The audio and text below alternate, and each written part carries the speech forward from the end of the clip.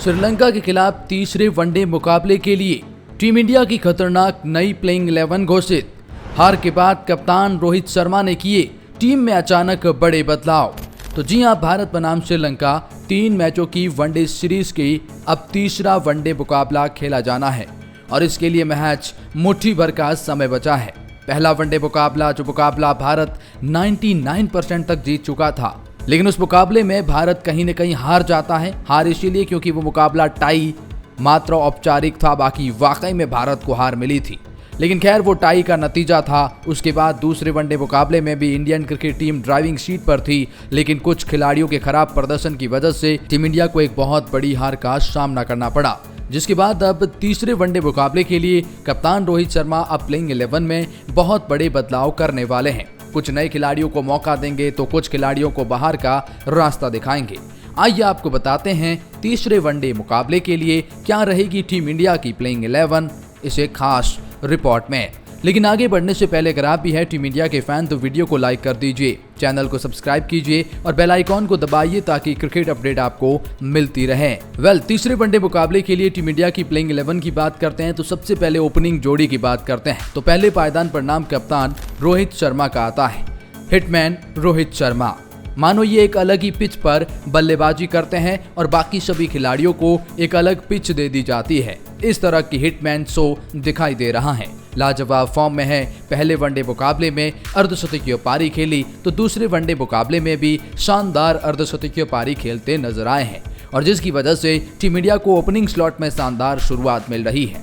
न केवल अच्छी शुरुआत बल्कि जिस स्ट्राइक रेट के साथ में बल्लेबाजी करते हैं, बाकी खिलाड़ियों को एक्स्ट्रा टाइम देने का ये वादा करते हैं।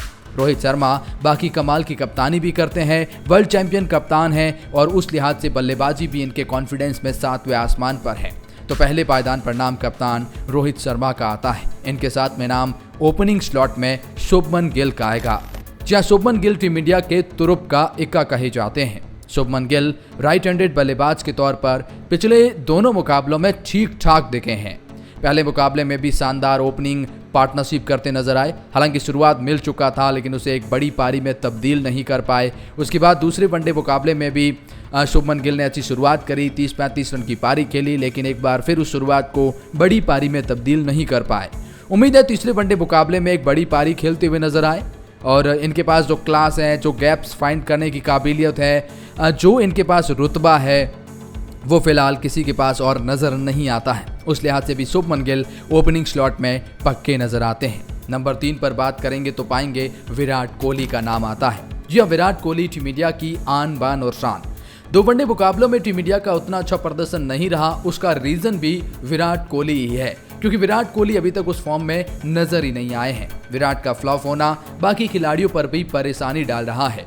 विराट कोहली अंतिम वनडे मुकाबले में अपनी बल्लेबाजी से छाप छोड़ना चाहेंगे, एक अच्छी और बड़ी पारी खेलना चाहेंगे। उस लिहाज से भी विराट कोहली मिडिल ऑर्डर में शानदार बल्लेबाजी करते हैं। विराट कोहली के पास वो स्ट्राइक रोटेट करने की क्षमता है, वो गेम को चलाने की क्षमता है, किसी भी सिचुएशन में बल्लेबाजी कर सकते हैं, मैच को फिनिश करने की काबिलियत है। तो फिर इस खिलाड़ी के पास जो एक्सपीरियंस है वो किसी के पास और नजर नहीं आता है। वनडे फॉर्मेट के दुनिया के सर्वश्रेष्ठ बल्लेबाजों में से एक विराट कोहली तीसरे वनडे मुकाबले में शानदार बल्लेबाजी करना चाहेंगे।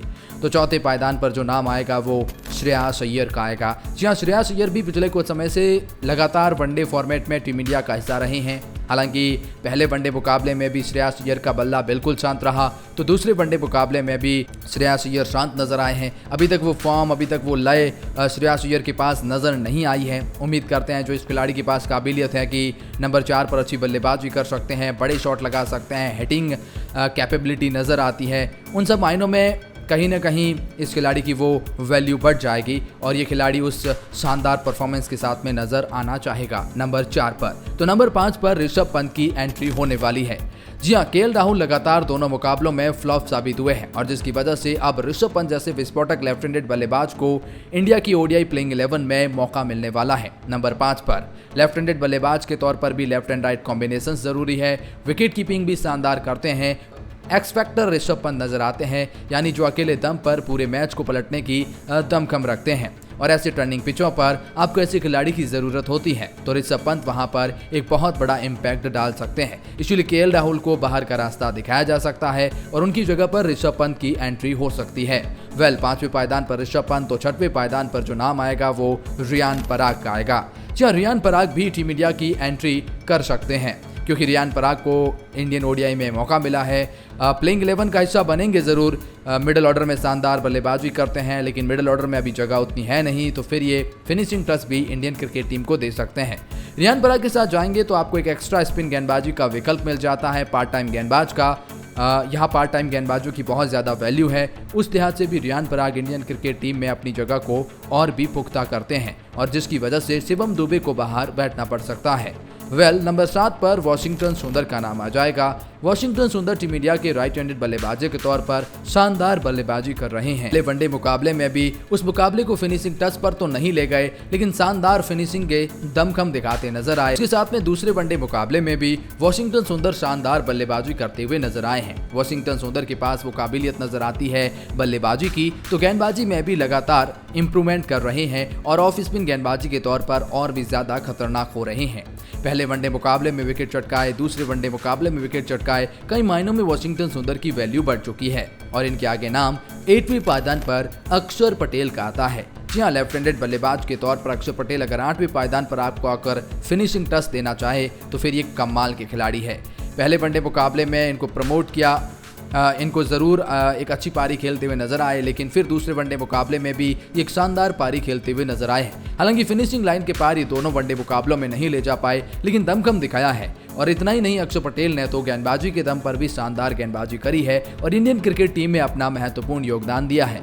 दूसरे वनडे मुकाबले में भी शानदार दिखे हैं, उम्मीद करते हैं तीसरे वनडे मुकाबले में भी शानदार दिखाई दे। 9th पोजीशन पर नाम कुलदीप यादव का आता है। कुलदीप यादव चाइनामैन गेंदबाजों में से एक हैं, जिनके हाथ से गेंद को पट पाना इतना आसान होता नहीं है। खासतौर पर श्रीलंका के बल्लेबाजों के द्वारा कुलदीप यादव ने दोनों वनडे मुकाबलों में किफायती गेंदबाजी करी है, 4 रन कम खर्च किए और महत्वपूर्ण विकेट चटकाने का काम भी किया है। और इतना ही नहीं, कुलदीप यादव बैटिंग एबिलिटी भी दिखा रहे हैं। दूसरे वनडे मुकाबले में पिच पर काफी ज्यादा समय बिताया, जिससे ये पता चलता है कि जरूरत पड़ने पर वो आपको बैटिंग में भी गहराई और डेप्थ प्रदान करते हैं। उस लिहाज से भी कुलदीप यादव की जगह उस प्लेइंग 11 में 9th पोजीशन पर पक्की हो जाती है। तो 10वें पायदान पर नाम मोहम्मद सिराज का आता है। जी हाँ, सिराज गेंदबाजी के तौर पर अभी तक उतना ज्यादा प्रभावित तो नहीं कर पाए हैं और तेज गेंदबाजी के मानो ये दोनों पिच रहे ही नहीं है, लेकिन सिराज काफी हद तक अग्रेशन के साथ में आते हैं। श्रीलंका के खिलाफ नई गेंद से विकेट चटकाना तीसरे वनडे मुकाबले में सिराज के ऊपर बड़ी जिम्मेदारी रहने वाली है। इतना ही नहीं, सिराज बल्लेबाजी करने का भी दमखम रखते हैं। और 11वें पायदान पर नाम अर्शदीप सिंह का आएगा। जी Arshdeep Singh left arm pacer हैं, गेंद को अंदर बाहर करने की क्षमता इनके पास नजर आती है। अर्शदीप सिंह हालांकि उस फॉर्म में नजर नहीं आए हैं जो 2 वनडे मुकाबलों में भारत के लिए वो इतना ज्यादा कंट्रीब्यूट नहीं कर पाए हैं। उम्मीद करते हैं तीसरे वनडे मुकाबले में अपनी गेंदबाजी से वो दमखम दिखाएं, वो टप्पा पकड़ते नजर आए। तो ये है टीम इंडिया की प्लेइंग 11, जहां केएल राहुल और शिवम दुबे को बाहर बैठना पड़ सकता है और अक्षर पटेल, ऋषभ पंत और रियान पराग को टीम में मौका मिल सकता है। हमारी राय में ये प्रोबेबल प्लेइंग 11 है। इस बारे में आपकी क्या राय है?